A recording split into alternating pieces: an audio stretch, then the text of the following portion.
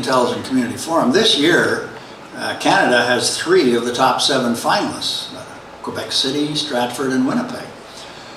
We had 2 last year, and we had 2 the year before. So out of 7, we do really well. And we have 2 that were tops, Waterloo and Calgary. So why don't we create a national infrastructure that allows the communities that are trying to improve and become intelligent communities to share ideas with those that are centers of excellence and have won the awards. And I can tell you, all of the ones that have won the awards are just very happy to share ideas and everything else. So the idea behind iCanada is to really say, let's create an infrastructure, plus some of us know how to create these communities. This is all volunteer, by the way. And back to my lecture this afternoon, there's no government money in it. And I've always believed, created a lot of consortia, as you've heard, that if you think something needs to be done, just go and do it. Nike. But do it and start a parade. Every government in the world and every politician in the world wants to join a good parade. If you got a good parade, no problem. But if you say, well, here's a great idea, I'll go and tell the government they should do it, or they should give me some money and then we'll get started, you might wait a year, you might wait 4 years. And sometimes the bad news is that they give you the money because then they think they own your parade. And then the political landscape changes and you just lost your parade.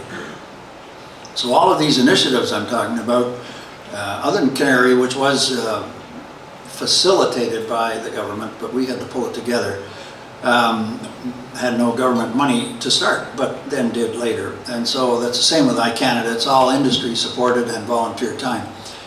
So it's all about sharing ideas, building on lessons learned all across the country. And here's how we've done in just under 2 years. We first of all put up a declaration of support on LinkedIn. About 6 months later, we had more than 1,000 signatures, including mayors, CEOs, towns, universities, like everybody getting in behind it. We then created a Council of Governors. And Premier Alward is a member, he's chairman of it, and our Premier tonight, we were chatting about it, he's on the board as a Board of Governors, and we have about 35 people. And of course they would always ask me, well, what do I have to do? I said, nothing. We just want to bask in your reflected glory. Because it helps to build the credibility around the idea. We'll have a meeting once a year, but that's about it. But also help us recruit others. So we're up to 35. I'm hoping to take it up to about 100 because, and they're only CEOs or mayors or premiers or maybe the odd other distinguished person, but no substitutes for meetings. So we get it up to about 100. Well, every cabinet in the country will want to have meetings with us. So because it's as much a political movement as anything else, and it beats carrying the placard around Ottawa saying, hey, we have to innovate more. And so that's the idea behind iCanada. And it really has built up a head of steam. I like to tell a story. It's called The Tale of Two Cities. You might have heard of it. This one is my tale of two cities. And I don't have my full paraphernalia tonight because I don't have my cufflinks on. I didn't wear I was in Russia and I thought I wouldn't wear cufflinks. Somebody might steal them. Nobody from Russia here tonight. Anyway, I'm doing a bunch of work over there. So here's the story. I was rudely yanked out of a very idyllic teenage life in Hamilton at age 15, Hamilton, Ontario. My father ran Remington Rand for Canada. At the time, they were one of the world's largest noiseless, or just typewriter manufacturers. And I was a victim of early offshoring. You know, some people think that just started with software. The New York office of Remington Rand said we're closing the factory in Hamilton and we're moving it to Glasgow, Scotland, because we could build a typewriter there, land it in Hamilton, lower cost than if we made it in Hamilton. Novel thing.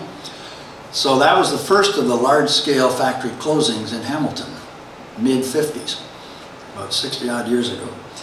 It went to Glasgow. Glasgow in the 50s was one of the worst cities you ever wanted to live in. Terrible gang wars, everything. and shipbuilding, heavy industry, very dirty city. In 2004, Glasgow won the Intelligent Community of the Year award. And when I heard that was going to happen, I said, what? How can that be? And 2 years before that, they had won the European Cultural Capital of the Year. Glasgow had transformed themselves. The city members, citizens, with a little help from the national government, not a lot, had decided that shipbuilding in Glasgow and the heavy industry was really declining, and so they would move to become a knowledge economy. And they created 60,000 new jobs in the process. Amazing story. Let's go back to Hamilton, Ontario. Hamilton, Ontario, for 60 years, complained every time somebody left town, and they went after the government to get some more money or a grant to help adjust. But they didn't take the steps to transform themselves. Anybody who goes to Hamilton, it looks like a bombed out area in the center of Hamilton. It's a real crime. Great stuff around McMaster, you know, good health sciences thing, but core of Hamilton did nothing. Now, just an add-on to that story, Cisco had asked me, I've done a lot of work with Waterfront Toronto and was a permanent part-time executive there for about 5 years as we revitalized that to create another smart city. And Cisco was very involved and asked me, they were doing a lot for us. Would I talk about Waterfront Toronto as part of an executive roundtable that they have around the world using their telepresence system, which if you haven't tried it is amazing. So I said, sure. So I gave a lot of these telepresence seminars. Anyway, I was doing one for Southeast Asia out of Toronto, and sure enough, Hamilton, New Zealand was on the telepresence. So I'm doing it, I have my cufflinks on, I'm telling the story. Well, they love the story because, of course, they have a digital media initiative that's tremendous. So, you know, tell your friends in Hamilton, Canada. I said, my Hamilton, Canada friends haven't heard my story and I'm not going to tell it in Hamilton. So the funny thing was, 2 weeks later, I get a call from the people in Hamilton, New Zealand. Would I do that again if they could arrange with Cisco for the circuits? Because they'd like to have me talk to their politicians and their other leaders. I said, sure. And the final thing they said, wear those cufflinks, will you? And tell the story. Sure. Well, then it happened a third time. 2 weeks later, again, they said, we want to do another one with Hamilton, Christchurch, and Auckland. And by the way, wear those cufflinks. So the point of the whole story is it's up to us. And I think I may have said even this afternoon, there was a little bit of discussion going on. I got to get to the government to get some money. I said, you know what? I just saw the enemy and it's us. We've got to make the decision that we're going to do things. And anybody wants to create iHalifax, it's the Halifax Leaders. The initiative here is about creating iNova Scotia. It's about the leaders. And it's not just about the high-tech community either, because it's about the people that are all going to have all the services that benefit. So it's new kinds of health care, new ways to deliver education and lifelong learning.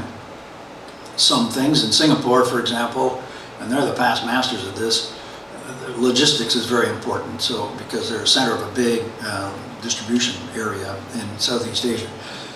So it's a very important initiative, and it's a lot of work to do it, but the point is we've got this curve, and if we keep working to be among the smart cities, then as these things happen, we're automatically doing everything it takes to keep moving up the curve. And so that's what iCanada is all about. The more we do it, the more we'll move our nation to be an intelligent nation. And it's all about the future prosperity, not just for us, but for our children and our grandchildren. And so I'm hoping someday, 5 generations away, some kid is going to come along and look for me. They probably won't find me on the church wall, but maybe it'll be on a pub or somewhere, and say, yeah, he was doing something that got Canada going. So thanks very much.